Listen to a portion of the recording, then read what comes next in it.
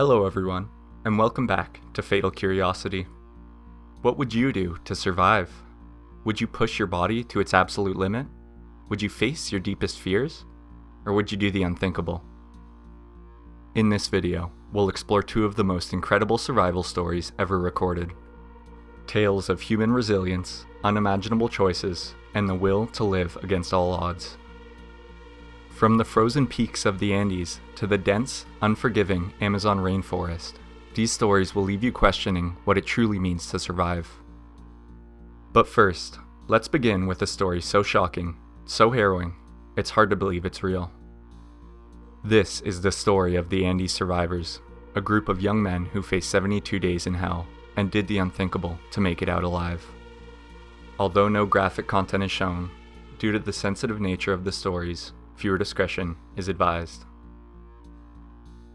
It was October 13th, 1972. Uruguayan Air Force Flight 571 was carrying 45 passengers, including 19 members of the Old Christians Club rugby team from Montevideo, Uruguay, to Santiago, Chile. The team was traveling for a match, and the mood on board was light, filled with laughter and camaraderie. Many of the players were young, some still teenagers, and they were excited for the adventure ahead. But as the plane approached the Andes, the weather turned treacherous. Thick clouds obscured the mountains, and the pilots, relying on outdated maps, misjudged their position. At 3:21 p.m., the plane clipped a ridge at 13,800 feet, shearing off both wings and the tail. The fuselage careened down the mountain like a sled, finally coming to rest in a remote, snow-covered valley. The impact was catastrophic. 12 passengers died instantly or within hours of the crash. Among the dead were the pilot and co-pilot, leaving the survivors with no way to operate the plane's radio. The fuselage, now crumpled in a metal shell, was buried in snow, and the survivors were left exposed to the elements. The temperature at night plummeted to -30 Celsius or -22 Fahrenheit, and the thin air at that altitude made every breath a struggle. The survivors huddled together for warmth, using seat covers as blankets and melting snow for water, but they had no food, no shelter, and no way to call for help. The survivors were left to face a grim reality. If they were going to make it out alive, they would need to save themselves. In the immediate aftermath of the crash, the survivors were in shock. Many were injured, and the freezing temperatures made it difficult to think clearly. They quickly realized that their only chance of survival was to work together. They organized themselves into groups, assigning tasks like melting snow for water, tending to the wounded, and searching the wreckage for supplies. They found a few jars of jam, some chocolates, and a couple bottles of wine, but it wasn't nearly enough to sustain 28 people. They rationed the food carefully, but by the 10th day, they were starving. The survivors knew they needed a plan. They tried to use the plane's radio to call for help, but it was damaged beyond repair. They also attempted to signal passing planes by creating a large SOS in the snow, but the letters were too small to be seen from the air. As the days passed, hope began to fade. The survivors were running out of options, and the harsh environment was taking its toll. Frostbite set in, and infections from untreated injuries threatened their lives. By the 10th day, the survivors were faced with an impossible choice: die of starvation or eat the bodies of the dead. It was a decision that would haunt them forever, but for many, it was the only way to survive. The group made a pact. If any of them died, the others could use their body as food. It was a grim but necessary agreement, born out of sheer desperation. As one survivor, Roberto Canessa, later recalled, it was like eating a piece of the soul. The act of cannibalism was not taken lightly. It was a last resort, a way to honor the dead by using the bodies to keep the living alive. The survivors struggled with the moral implications of their decision. Many were deeply religious, and the idea of eating human flesh went against everything they believed in. But as the days turned into weeks, they began to see it as a necessary sacrifice. They rationalized it by telling themselves that the dead would have wanted them to survive. As one survivor put it, "We did what we had to do to live, and in the end, that's all that matters." Just when the survivors thought that things couldn't get any worse, disaster struck again. On the 17th day, an avalanche buried the fuselage under tons of snow, trapping the survivors inside. 8 more people died in the avalanche, and the survivors were left in complete darkness, struggling to breathe. They dug themselves out using their hands and whatever tools they could find, but the experience left them shaken. They knew they couldn't stay in the fuselage much longer. They had to find a way out of the mountains.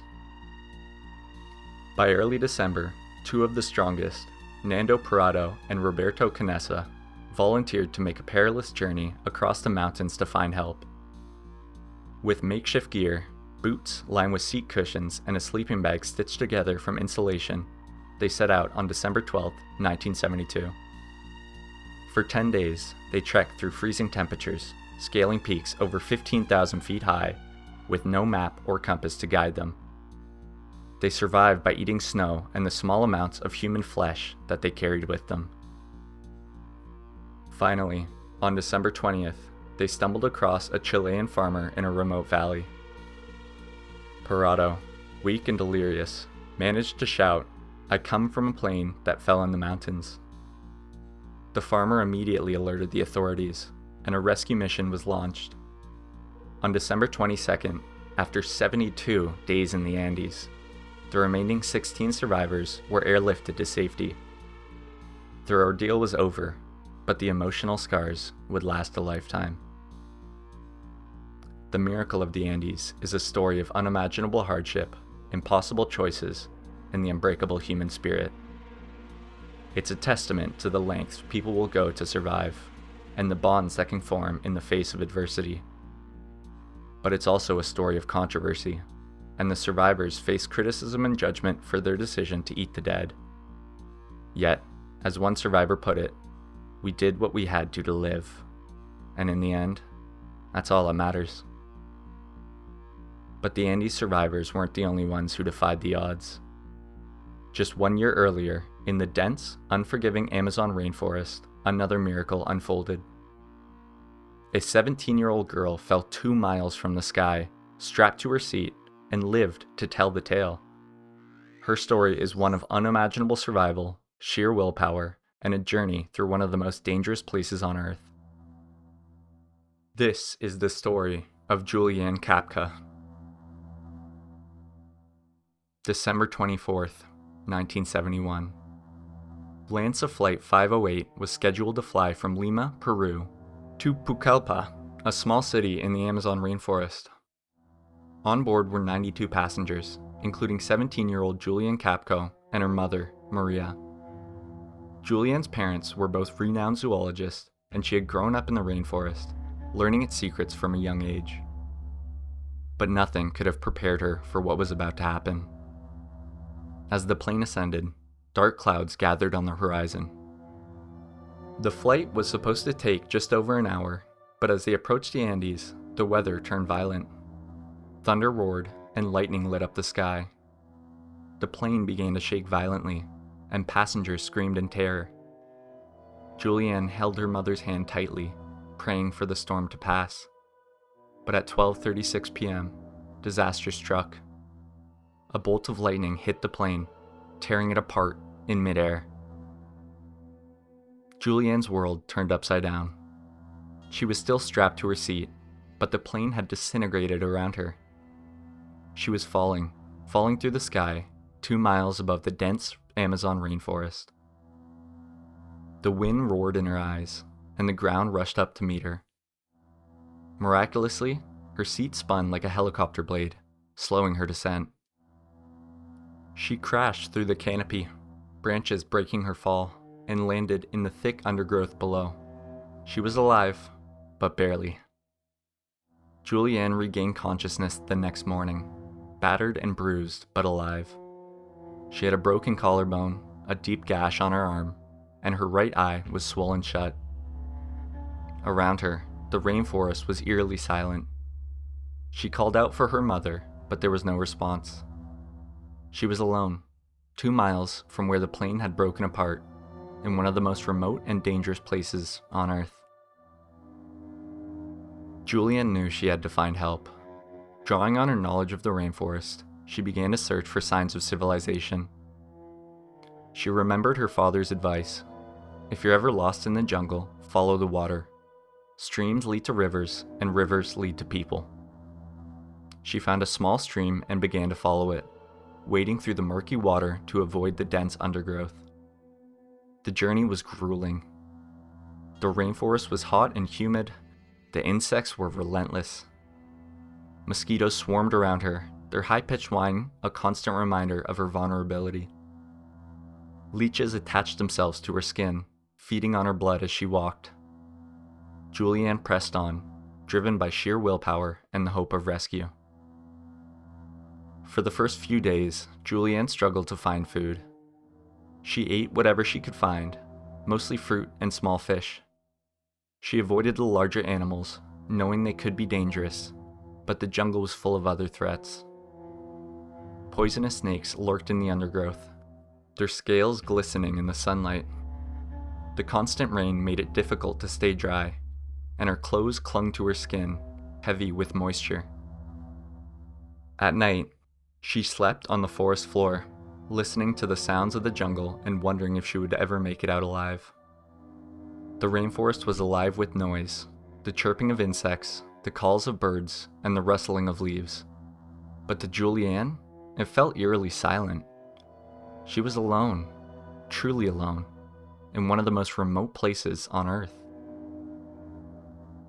On the third day, Julianne stumbled upon a piece of wreckage from the plane. It was a row of seats, still strapped together, with 3 bodies still buckled in. Julianne recognized one of them as her mother, Maria. She was devastated, but knew she couldn't stay. She said a silent goodbye and continued on her journey, determined to survive.